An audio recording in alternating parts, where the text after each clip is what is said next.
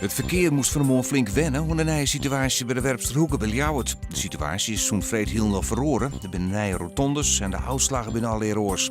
Dat waren van lange files. Ik op de sloeproute trok Wurms die het verkeer zo verst als een hoes.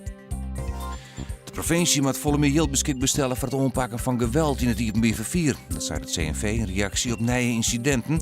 Onder andere in Jesterbjerm mishandelen een 29-jarige man de buschauffeur. Iepenbieverviersbedrijven willen meestal iets wel wat van, een extra toezicht in bussen of treinen, maar hebben daar te min geld voor. De oorzaak is dat de provincie daar in de concessie in rekening mee houden heeft. Het gaat goed met de Friese poprockband Illinois. De band heeft stiep gekregen van de verneemde Engelse band Coldplay. Coldplay plaatste een video van Illinois op haar website. Die op het nummer Chase the Sun Down With Me. Joen en vannacht kans op mist. De temperatuur lijkt om het vriespunt heen. En daardoor kan het plaatselijk glad worden.